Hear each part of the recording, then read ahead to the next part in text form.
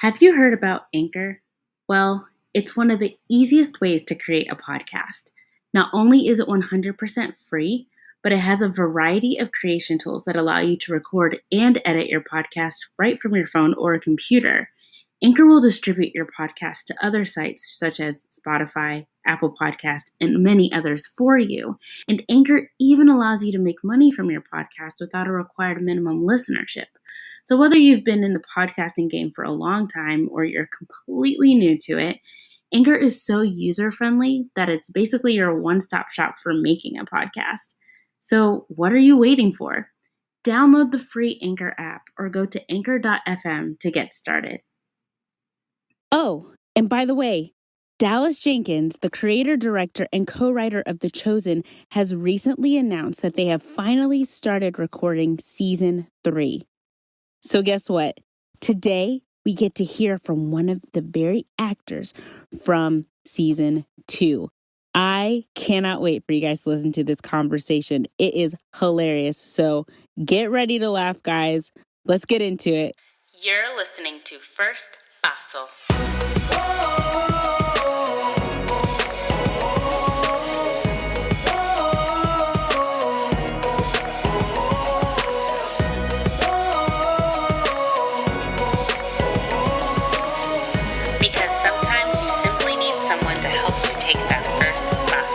Hello and welcome to First Fossil, a show where we learn together how to take that first fossil toward becoming the best versions of ourselves. My name is Candace Olushala, and today's special guest is a voice actor who's based out of Chicago, and you may have actually seen him on the series The Chosen, but I'll let him tell you more about that in a second. So without further ado, please welcome Josh Zagorin. Nailed it. Josh. Nailed it. Zagorin. I had to practice that, guys. Hey, I understand it's tough sometimes because the name looks simpler than it is. Yes. Like you look at the last name and you're like, oh, it should be this. But then it's like, no, it's not that. It's this. It's not that. It's tricky. It looks like an action figure, if that makes you feel better. I was like, I mean, you have the coolest last name to me. It's I was gonna say, according when look at your last name and I'm like, if only I had a name with that much poetry to it. Mine's pretty like, some kind of, it's like a Lord of the Rings character. Yes. You're like, what book is Zagorin in? Is he in the Silmarillion? He's in the Silmarillion. I didn't read it. Has to be. It's so long. Anyway, thank you for having me. I'm very excited to talk to you about life.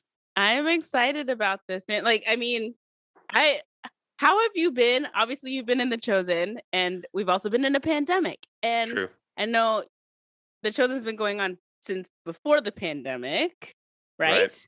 Right. So, well, and then like a little bit during too. Right. That's I'm like, how have you been with that? Well, let's start with what I'm doing on The Chosen, so that people who don't know will know. There you go. I'm the businessman. I bring Judas to the show. Like I introduce him to the show. Online, the hashtags have been Bob the Businessman or Carl the Con Man. I'm an unnamed mystery land dealer. So you've seen it, like you because I started the season finale episode. So it's me and Luke Dimian who plays Judas. Spoilers. I don't know. Sorry, guys. I don't know what year it is anymore. And y'all, it's the Bible. You can't spoil it. Okay. Yeah, I was gonna say it's the Bible. Just open it. One of my favorite perks about working on this show was the amount of times I got to say, yeah, but the book was better. And just watching people like take a minute and go, I'm like, yeah, get out of my hotel room. So yeah, and how have I been? My goodness, all over the place emotionally, ups and downs, ins and outs. It's been such a ride, which I'm assuming everyone is experiencing. And if you're not, I'm concerned about you deeply because I feel like people are pushing themselves a little hard right now because of the holiday season that we're going into. And they're talking about how like, oh yeah, I'm just going to get through it. I'm like, no, it's okay for you to just fall down right now. Like we're all there. It's a rough time. Yeah. But I think, how am I doing? I'm finding reasons to stay. I don't. Okay, sorry. We're going to talk about it. I don't think of myself as a positive person. I'm more of a realist. I think just kind of healthy amount of distrust and apathy. But that's because I'm from the '90s. But Us in 90s kids are jaded, yeah, y'all. no, every time something bad was happening, from like 2016 to now, my 17-year-old self listening to like Harvey Danger would pop up and be like, "Oh, are you sad? Bummer." And I'm like, "Oh yeah, remember when we used to not care about emotions? Let's bring that back for a little bit. That's how we're gonna get through it." When people are just like, "Oh, I'm just a dark person." I'm like, "No, no, disagree, disagree." The 90s kids, we had a lot of we were kind of birthed into it with like Evanescence and Oh yeah.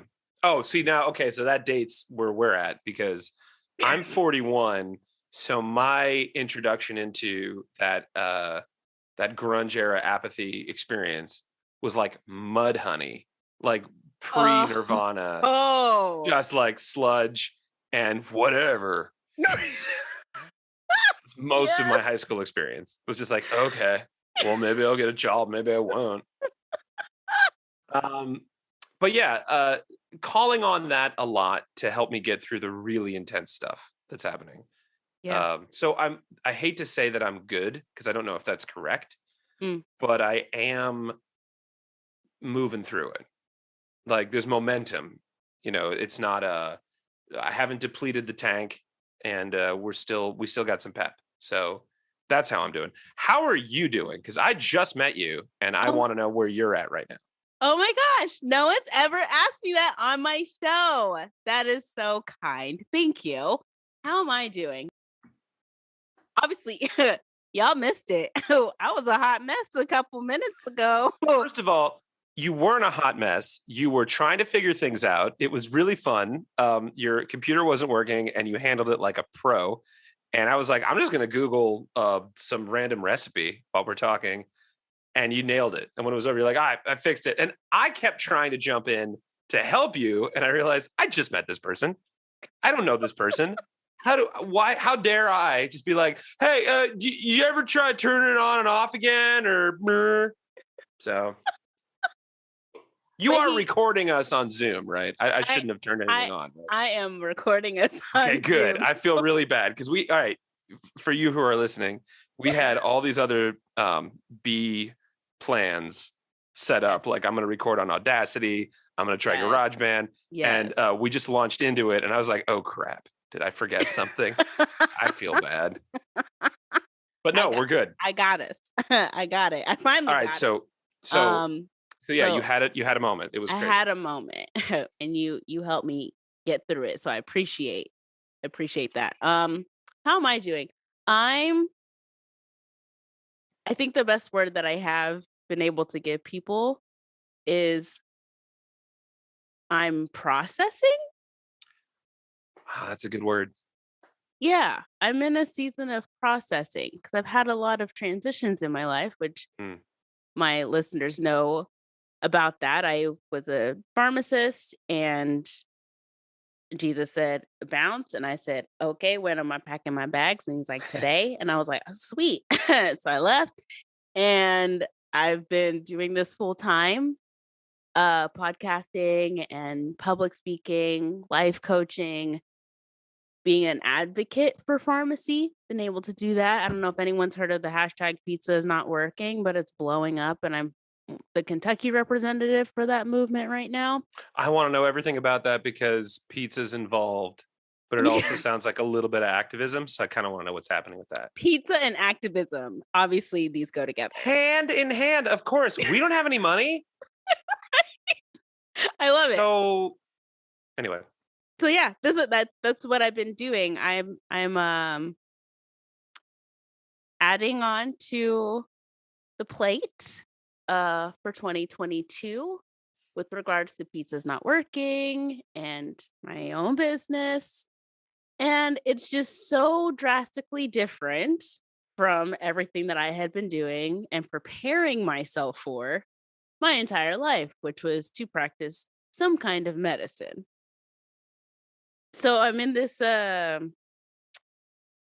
just processing what this transition means fully, how to do it well, because I want to do it well. Um, but it's this is the first time in my entire life where every area of my life has zero blueprints. See, what a cool place to be, right? I mean, yeah. It's it's it has its pros and cons. It's so comfy here. It's so cushy. No worries whatsoever.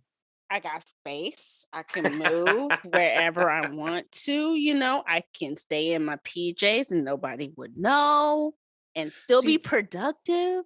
That's the thing that I am not, and we don't need to get too into it, obviously, but like that is the thing that I don't understand about the backlash against, we could talk about backlash against medicine, we could talk about all that stuff, but like just the simple fact that like the universe itself is saying like, hey, stay home, put on your pajamas and watch TV. And people like go, nah, I don't think so. I'm like, what?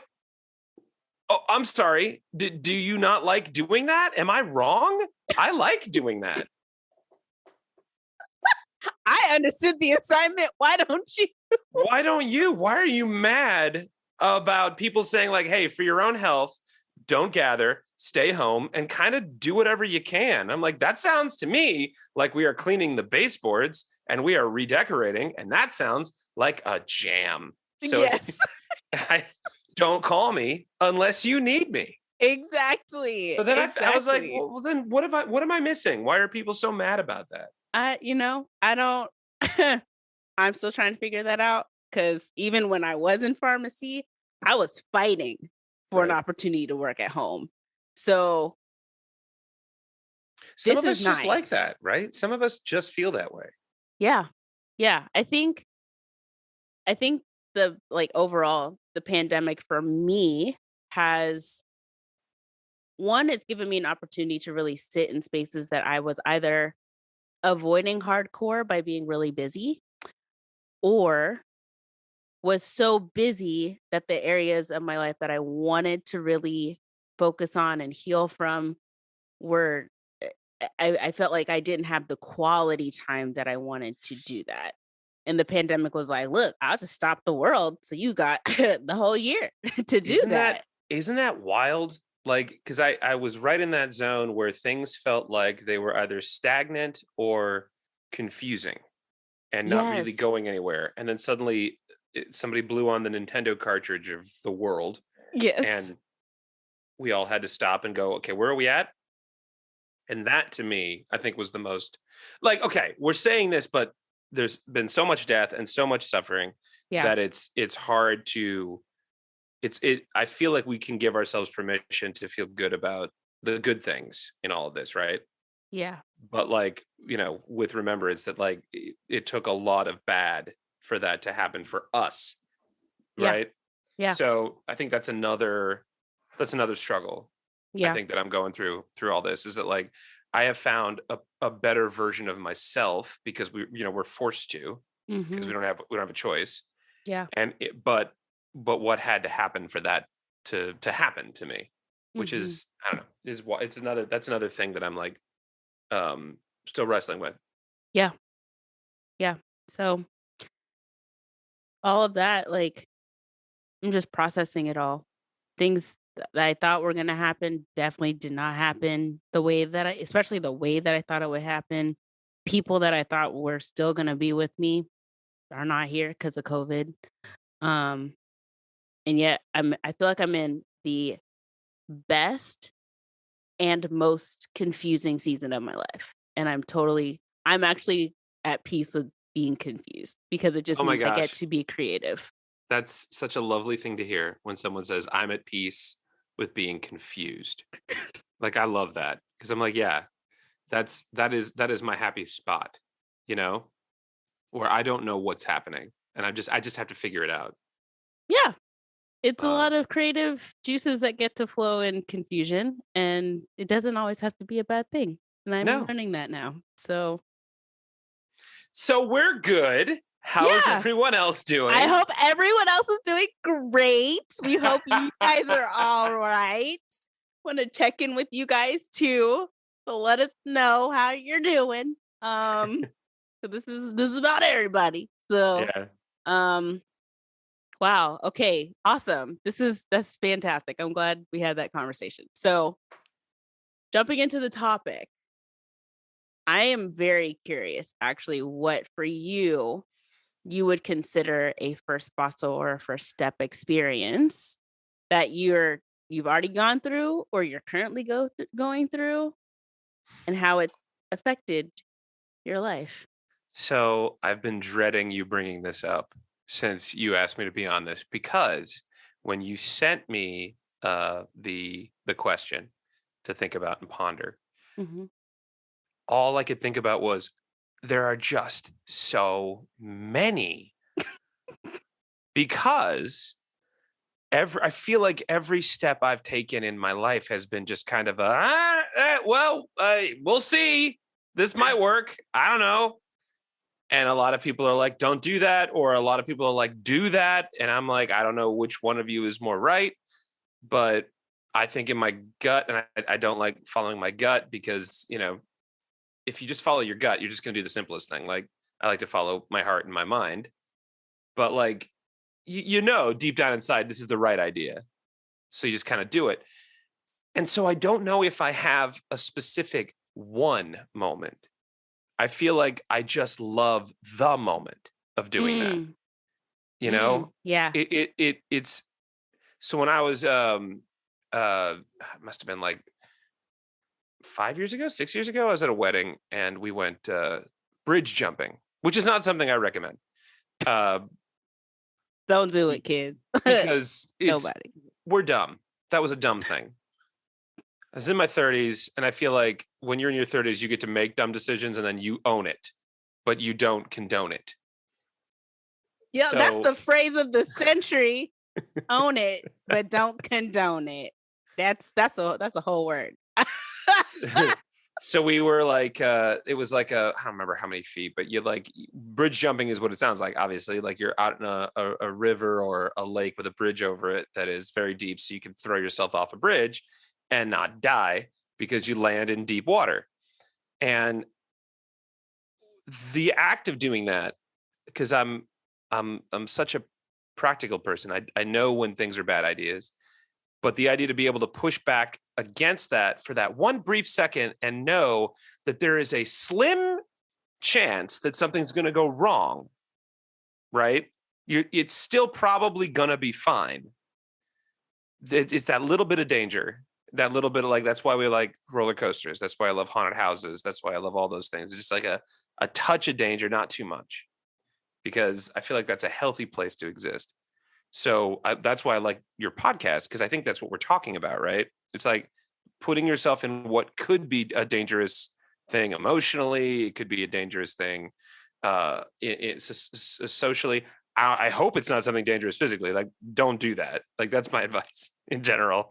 If you think this is probably physically dangerous, just don't do it. It's a bad idea. But there's enough of a chance that it's not going to go wrong, and then you throw yourself off that bridge. Has just been like a constant theme, I feel like, in my life. It's all been setting up, safety nets so that I could take a dive. So it's hard for me to pick a specific event to say, like, this was a moment where I feel like I took my first real chance. Right? Yeah.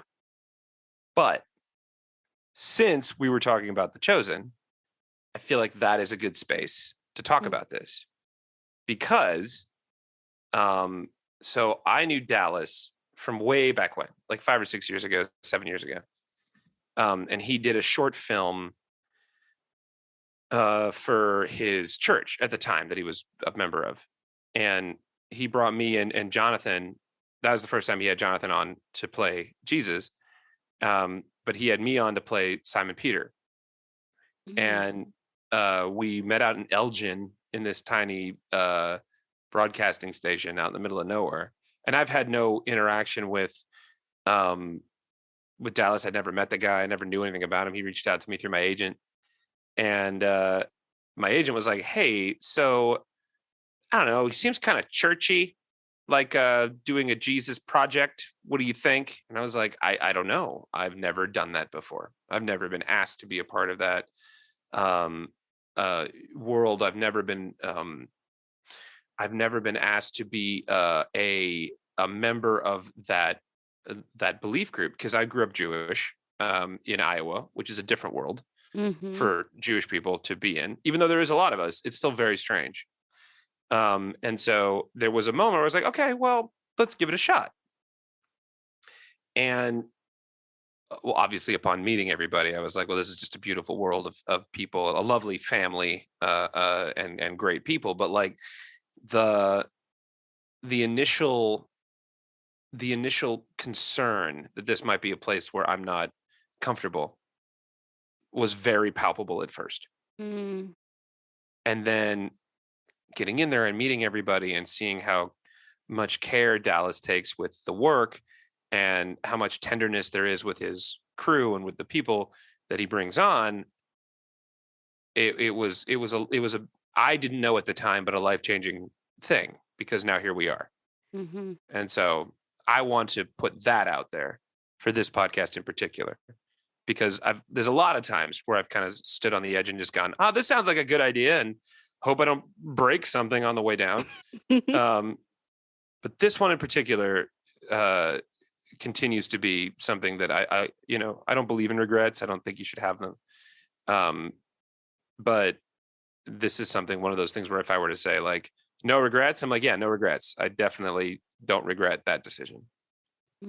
Meeting these people for the first time and immersing myself in this lovely group of people. Yeah, it's a love bomb, which I was not expecting at the time. Wow. Well, was the timing a good timing for you? Like, was that a time where you needed something like a love bomb in your life? Here's interesting. I hope that I never reach a point where I don't need a love bomb, because I think that's a lovely thing to have. And I hope I never get to a point where someone's just like, I bought you a bunch of stuff and I just threw you a party for no reason. I'm like, pass. Like, I hope I never get there. But I don't recall that being a particularly trying time. It was a busy time. At the time, I was a artistic director for a theater in Chicago, which was the reason I moved out here in the first place, was to work in theater. And we were in the middle of doing a fundraiser, and I had to miss a rehearsal because I was on set for this short that Dallas was doing. And so I remember that being a little stressful. But like once we started working and being in the room with everybody, it was like being at camp. So I was like, I'll figure it out. Yeah. And then obviously we did. Yeah, it was like a nice, it was like I don't want to say vacation because we were working, but like it was a nice camp. It was like a nice summer job. Even though I don't even think it was in the summer. It was cold when we did it. I don't even remember when that was, man. Oh, you know what it was? It was Easter, because it was for the Easter film. Oh, yeah. He was doing. Yeah. Easy thing to remember. But yeah, it was like being on a summer break or a summer stock, like working on a theater. I don't know if do you do theater a lot? Do you work around that? I've done theater in my day. I hope I get to do more theater in my future. Oh my word. I would cry to do more theater. Oh well, yeah, especially these days, because now we're all shutting down again out here in Chicago. I know. I know. It's like right when things were starting to get back, especially for actors. I have felt very frustrated for actors I went to an arts academy for high school. I wasn't in the theater department. I was in the music department. But cool. I understand the importance of something like entertainment during this time, especially if it's your livelihood, and the pandemic has not made it very hasn't made it easy for performers of any artistic genre, really, except for It's maybe TV, maybe Hollywood. They just maybe. I mean, shoving like sticks up people's nose, like negative, great, you can go in. Positive, we'll I'll replace take you. it. It's not that bad. Like having that little tickle isn't the worst. It's You I call feel it a bad for the tickle? people. Well, I mean, I have a very large. I mean, if you can't hear how They be nasally up in I my am. cerebral cortex. Okay, they in my cerebral cortex every time. But honestly, coming from like a back, like my dad's a physician, so that kind of stuff never really freaked me out. But there's a part of me like when they get in there that I'm just like, all right, well, don't slip. Like, just make sure you do it right. That's all I'm concerned about. Yes. Like, I'll handle the sensation just fine. We'll get through it. But like, please know what you're doing. These are tender bits. It's so true. So true. But yeah, so we kind of shut down over here again, and so kind of the idea that like Dallas was able to put together. And I don't. This is not the Dallas Jenkins podcast. First of all, I want to put that out there. We're talking about me. Okay. Dallas needs to hear that. This is not about you. We're good on you. We know where you're at. You give us an update. Nah, he's the best. He really is the best. We kind of became like, I feel like he's family, and it's weird because like I've only got to hang out with him a few times, but we've talked online and such and texted and things. But like when you meet somebody in your life that like you're like, oh my goodness, this is a brother. This is somebody who's like close. Like I wouldn't call you a friend. You're family. Mm. And so yeah, that was another reason why taking that first chance on these guys was super great, because I met a whole new different family that I know I can count on if ever things go crazy, like for at least guidance and care, which is so nice because when we have that kind of an intimate connection with a person without it being weird, without just being like, isn't it weird that I don't know you but like I trust you? Mm-hmm.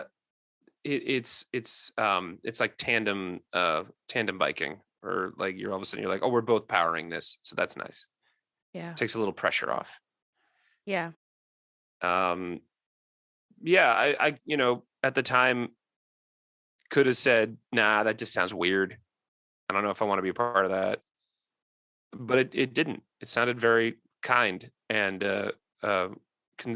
connected. And I'm glad that we took that chance, but I'm also glad that it was Dallas's crew and people that were doing it, because everybody there really cares, and so during the pandemic, first wave, part one, The New Hope, before Empire Strikes Back, which is what we're in right now.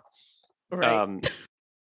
So in episode 1, in the before times, when this whole thing started back in 2020, when I was on set filming the show, and it didn't hit me at the time how much of a gift that was, because we were just trying to survive and doing little jobs here and there, and making a bunker so that I could record out of my apartment and all that kind of stuff.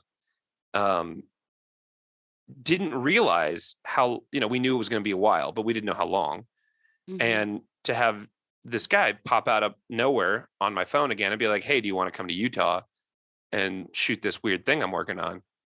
And then to get there and see what an event this show is, was such a unexpected pleasure that I think that is the reason why I feel like this is a good first step conversation, because it made no difference. It was just a thing that happened in my existence. It's a fun story, and I met some incredible people, and then suddenly it snowballed into something life-changing, which still haven't quite figured out yet. Processing, like you were saying. So yeah, that'd be a good one to, I think, bring up. Long-winded answer of that time I auditioned for Dallas Jenkins. It got to be on The Chosen. There it is. That was a very poetic monologue of how Really? Do you think so? Please tell the casting directors, because we are dying out here. It's very quiet. Like, I'm gonna send this out. Like, guys, oh please, you need to hear this monologue. It's perfect. You need to hire him, everyone. But yeah, quote it accurately, everybody. That's all I ask. Yeah, I just, oh my word. I love how you explained that, because I think that's very relatable when we can be thrown opportunities at any time in our lives, and we never know what saying, let me just see, and where that will lead us, or how that will affect us, or the like you said, the community we might gain out of that, or the experience that we weren't necessarily expecting to get out of making a decision to say yes. It it's cool how life does that. And at the same time, I feel like a lot of people also have that sense of, well, if I don't know all the things that will happen, like, I just don't want to take the opportunity, or they're, I don't know these people. So why would I say yes to this? I don't know all the ins and outs, or I don't know if this is the right time. I mean, we come up with all sorts of reasons to say no. And sometimes it's out of fear. Like, the last time I said yes, it turned into a disaster. And I don't want to say yes again. I'm not ready to say yes to something that I just coming out of the blue. But I think it really shapes us, even when it wasn't the right yes, or it wasn't the best yes to take, you're still shaped and you still learn. That's such a good way to put that. That wasn't the best yes, because it's still a yes, but it may not be the best the best one. It may not be a top 5, Right. but it's still momentum. It's still forward motion. Yeah. That fear part, it's such a concept to exist in a state where you're afraid of a decision you're going to make, whose repercussions are probably not even that big a deal. Like, you do a thing, it doesn't work, you move on. But we layer all of this. Well, if it goes wrong, then this could happen, then this could happen, then this could happen. So, like, just to use the example of what we were, talking about with this example I was giving, like, let's say I didn't do this. Let's say I don't know, I'm not interested, blah, blah, blah. The only thing that would have happened to my physical experience, like, it wouldn't have broken my life. I wouldn't be, lying in a gutter somewhere. But I wouldn't have this new, tool on my belt when I want to have a moment to find joy. So, like, I can think about this and be like, what a great experience that was. There's nothing I would change about that. Yeah. So I missed out on, if I had said no, I missed out on having, like, a nice, like a silver hammer or something on my belt that, may not, you don't need it. It's a silver hammer. You don't need a silver hammer. You need a hammer. That's all you need. But I got a silver one, and that's cool. Yeah. Right. Yeah. So that's another, I think that's the thing that the fear makes me excited about, is that as long as it's not something that I know is, again, tiny dangers, right? As long as I know it's not something that's, like, physically going to harm me or someone else, yeah, we'll give it a shot. Because wow, you might get something really cool out of it, or you might get something mediocre that you can still be like, that thing, that was fun. What a wild thing that was. Yeah, perspective. Like, perspective. Yep. Choosing to perceive something as better than what naturally you might want to perceive it to be. Well, because things show themselves to you, right? Like, experiences bloom; they don't just happen. Our perception of, like, going through things isn't like a movie's perception, where it was like event to event to event. It's like, not really. It's more like a blooming flower kind of experience, where one thing leads to a thing, but then this thing over here is happening, and then which leads to this thing, and then if you kind of step back and see the whole picture, yeah, what a cool experience you had. But when you're in it, you're just, running around and finding all the edges. So I think that it makes me less afraid to know that. You know what I mean? Yeah. Like, I like the idea that I don't know where this is going. Let's see. I don't like to listen back, though. You know what I mean? Like, I hate watching myself. I feel like this is a very common issue with actors. They're like, I'm glad you liked it. Yeah. I've never seen it. I was just in it. All I'm doing is sitting there going, well, why'd you do that? What are you doing there? And that's the Stockholm syndrome from theater school coming back on you. Yes. It was a weird experience watching the finale because we were all watching, like the whole cast. We were all like on a text chain watching it. I read the script obviously, so I knew how the story was going to go. Had no idea that it was going to be me and Luke. I didn't think they were going to do that. I thought they were going to try to bring in some side character, like some main character story to open the show. But then as soon as bam episode, we were just like, oh, well, here we are. I guess we're off to the races. We don't even get a minute to like process this. So that was a wild experience. Oh my gosh. Especially to this fandom, right? Like I'm getting to know everybody so fast. And like the idea that one of the first faces you see is this total stranger who has no connection to the last season or the last season. And I'm like, hi, how are we doing? Yeah, you get to know my face. You're going to see it a bunch. Hey. Sorry. No, I don't know who you are either. Let's just see where this goes. But I really like how they introduced your character, though. I think it leaves everyone going like, who is this guy? Like, what more does he have to offer? You and me both. No idea. Zero idea. There will be no spoilers here because I do not know. Dallas has an idea. Dallas has a plan. He always has a plan. Boom. He's a planning guy. We get along great because we both do that. We're both planners. We know what we're getting. We know where we're going. We don't necessarily know how we're going to get there, but we know where we're going. There you go. That'll get you far. Having an end goal. Mm-hmm. Everything in the middle. That's where creativity happens. That's the fun part. That's what I'm learning now. Right. Like the story isn't where you went. The story is how you got there. It always is. Every good story is how you got to this point.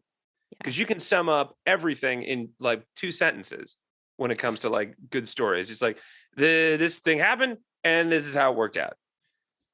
So when you really boil them all down, all the stories are kind of the same. We started somewhere and we ended somewhere. But like it's the filling in the pie, not the crust, right? Yes. That is not to say you can lax on your crust. I want that crispy. I want that buttery. Thank you. Right? Golden, brown, and cinnamon on the side. However you want to do it. I'm not telling you how to live, but don't use as much nutmeg as the recipe tells you. Thank you. I'm not saying I don't like spice. I'm saying I don't like nutmeg. I'm allergic to nutmeg, so don't kill me out in these streets. Oh, Kurt. Okay. Thank you. The good to know. All right. Food allergies are also very important. Yes. I have a peanut allergy. Please just don't even need them in the area. We're good. There's plenty of other crunchy things that you can enjoy, but I don't need peanut allergies in the house. And it's your house. You keep peanuts on your side. And no, I'm aware of how good they are. They just don't taste like that to me. They taste like burning and poison. And that's it. I'm never going to love them like you do. I'm crying. And they're never going to love me. No, like we broke up. We never even got together. We knew it wasn't going to work from jump. We're like, absolutely not. Absolutely. Don't ship us because it's not going to work out. You're going to be very disappointed because I'll die. And I'm not interested. So my daddy, he's a physician, and he's and I bring that up again only because this guy should know. And so in his mind, I could conceivably eat a boiled peanut if we were to boil it. Because he's like, all right, scientifically, here's why I think you could do that. And I'm like, great. Not interested though. My dad tried this on me. It's horrible. Why do they do that? Dr. Dads, no. Dr. Stop Dads, no. Stop it. No. You are heroes. Thank you for your service. My God. You're doing amazing work. I am crying. I am not your patient, and I am not your guinea pig. I'm perfectly happy never eating peanuts again. Great. There's a whole lot of food out there. Oh my gosh. Guys, this is what happens when like you just have the freedom to be able to just be yourself. I find it actually interesting. I love that this podcast is going the way it is because I feel like it's one of those things where things try to put you in a certain box and they try to put you in on a path. And that's like what I was saying. I'm processing what I'm doing now because what I was doing was a box. Like I lived in a box. The box told me exactly what parts of the box I go to, how I handle the box. If I'm allowed to exit the box, I'm not allowed to exit until I'm ready to retire from the box. And then there's another box until you die. It's just like it's like all these little boxes.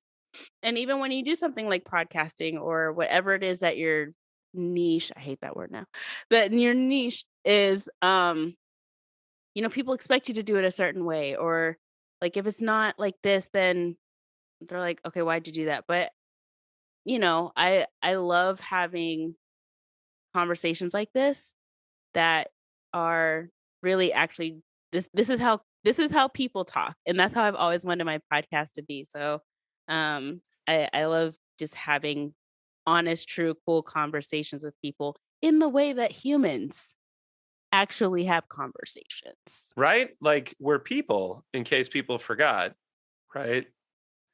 Which is it sounds so corny to say, and I absolutely don't mean it as being like, you guys, we're all humans. Did you ever just stop to think that you're a human too? I mean, like, we really don't stop and think about that. We forget that we're not programs. We're not on a unless we're trying to get something done. And even then you can stop. You can always stop and remember that your bones, meat, goo, and electric shocks. That's your makeup. That's how we start. Yep. It's what we do with all of that determines, I think, what our soul's journey is going to be. And I feel like once we, learn how to drive, which takes a long time, that's the best place to be. Yeah. And so I think the only way we can find that easier with each other is to remind each other that like we're people. We're just people. Yeah. The stresses that we put on ourselves, the timing that we put on ourselves, we put on ourselves. Mm-hmm. And we don't have to all the time. We can just exist. But I don't mean like don't do anything. I like doing things. I don't sit still very long. I have a hard enough time doing these kinds of things because I'm just like, let's take a walk. Let's take a walk and find a thing to do.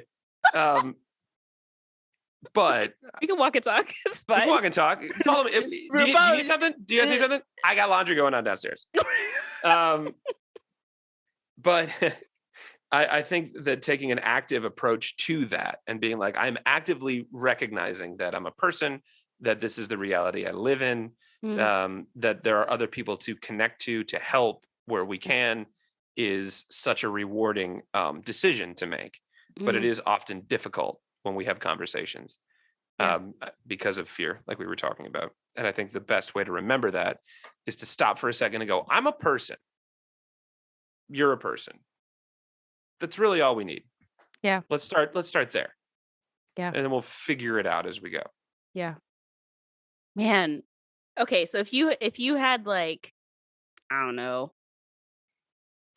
3 pieces of advice for people that are, they're, especially now, where things still aren't 100% how they used to be. And newsflash, it's not going back. But we're fighting. We're almost in this weird space where we're trying to fight for it to go just right back. And the world's moving, honey. We can't be staying in 2019 forever. It's over. Right. It's over. I wasn't a big fan of 2019 either. Cats came out that year. So Like, I don't need to go back to that. why We're did you good. revive Cats? Like, We're good. We didn't ugh. need it. Didn't want it. Didn't like it. It was all in all, it was a bad decision. But I saw it. Oh. Rough, guys. We cannot. No, We shall cannot. not. We will And we not shall go back not. there. No. It's a no. So, three well, like, pieces of advice. yeah, what would be 3 pieces of advice for people who are they're maybe they are scared to say yes to opportunities, or is it like if it's an insecurity or Right. they're already picturing where it could be, so they're not sure if their idea is going to happen, so they're scared to say yes. Like, what would be advice for people struggling with that? You can only anticipate so far, Hmm. but plan for success. Hmm. So often we plan for disaster. We are very good at disaster planning. We're just we have been through so much. We have a science to that now. Hmm. But what do you do when things go right? Wow. Like, what is your plan for that? Like, what if you do nail it? What if you do get that job? What if you do book that role? What if you do win $1 million? What are you going to do with that? And I think that kind of thinking helps to nullify your automatic assumption that you're going to fail. Hmm. Because it's, depending on how we're playing the numbers here, you're just as likely to nail it. So give yourself a break and plan for success for just a little bit. Then get back to your disaster planning, because you're going to, because we all have anxiety. We all do that. But allow yourself to have a fantasy moment that isn't a fantasy. Like, what happens if you nail it? What's your steps for that? So that's one thing. Another thing is it's an old stupid, dad thing to say, but like, it's never as bad as you think it is, unless it's as bad as you think it is. Yeah. But I guarantee you will know if it's as bad as you think it is. Yeah. If you have to stop and go, was that bad? It probably wasn't, because you would know if it was. Yeah. If you feel bad about a thing that you've done, it's probably because you see that you could have done something differently. That you have a knowledge of what success looks like. And so, like, here's a good example. This is long-winded, but I want to put it out there because we're getting into it. A good friend of mine from way back when is a dream analyst. He does dream analysis. He was a psychiatrist, but did dream analysis. And we were talking about like what dreams mean and how that works. And he was like, what's a really interesting thing, that actor's nightmare, or like you are studying for a test, but you never studied. The test is happening. The test nightmare. Everybody has it. You are unprepared in the dream. He said to me, when you have that dream, if anything, it shows you how prepared you are, because you wouldn't know what could go wrong unless you were prepared. So you don't know how bad it could be unless you were doing the work. So I think that's number 2. Remember that that when you have that moment, is this going to work? Is this not going to work? Remember that you wouldn't know unless you already did the work. Yeah. So find solace in the fact that you are concerned. And hydrate is my last thing. Please just drink water. Just drink some water. Yes. Sometimes, more often than not, that's all you needed to do was just drink some water and go, oh, okay. That's your meditation. Drink a glass of water, please. I don't know. I don't know if I'm equipped to have enough advice in this kind of stuff, but I think that's what I would say. That was good advice. Oh, good. That's good Well, advice. it's good advice if it works. If it doesn't, then I don't know. I did what I could. Go back to school. Oh, it worked. Take the phone call. Get a different job. I don't know. Find it. Find it. Find it. Yes, man. It's worth the journey. Dude. Josh Zagorin. Nailed it. Boom. Dude, it was so great having you on my show. This was amazing. I needed this conversation. Same. I needed our pre-conversation. Well, you were in a moment of panic in that pre-conversation. That's just the thing you had to do. Yeah, facts. Get through it. Facts. You handled it well, and here we are. And here we are, and it worked. So it did work. Yes. Thank you so much for coming on my show. So obviously, if people want to find you, they can go watch The Chosen. True. But you have to watch it all the way to the end of season 2 to find me. Right. So get into the show, and you should. It's a really great show. Yes. I'm very proud of everybody on that. It's made a lot of new friends, but I'm also proud of the work. Like one of those things that I will watch, like we were talking earlier about, like, I don't know, but every now and then I'll be like, oh, you guys want to see this episode I did? Because I'm actually kind of proud of this. Yeah. So, big fan, big happiness. But if you want to find me on like Instagram, it is Shua Gorin, SHUA. So it's the last half of my name and then the last half of my last name. So it's Joshua Zagorin. So it's Shua Gorin instead of the first half, because I am clever. I love that. Shwagorin sounds like something you yell when you're mad, but you don't want people to realize that you're cursing. Hey, you know what? I'll take that. If that's my legacy, I'll take that. I like it. Shwagorin. Shwagorin. You know? Or like, and then I'm on, I like it. I'll take, hey, like I said, you live your life with Zagorin for a last name. Any chance you can heighten it is always a good thing to take. Yes. And then I'm on TikTok, Zagoraphobe, because Zagorin was already taken, which is weird because I'm like, we're all related. So who is it? You better call your cousins and be like, hey, we're all on Facebook. You guys know that we know. What are you doing? You guys don't do this. You're in finance. Let me have that. Yeah. So do that. And then if you want to check out my alter ego, if you're ever in the mood for some not safe for work craziness, Chad the Bird is my other half, and is a character that I've been doing for a while out of Chicago, and also on TikTok, Chad the Bird Talk, easy to find. And again, watch responsibly. Word. Oh my word. That's all I gotta say about that. You heard the man. Don't go in there shocked. Okay. Yeah. You saw the age restriction. You saw the height requirement. That's for your own safety. Mm-hmm. Okay. Yeah. Anyway, I'm all over the place. You find me. Nice. And wait, you have a podcast?